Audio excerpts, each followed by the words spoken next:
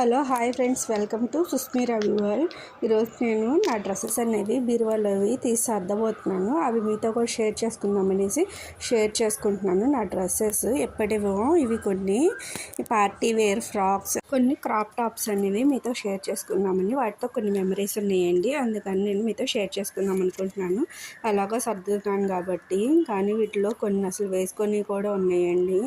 కొన్ని అయితే 1 or 2 times వేసుకున్నవి ఉన్నవి. అవి మీతో ఇప్పుడు నేను షేర్ చేసుకుంటాను.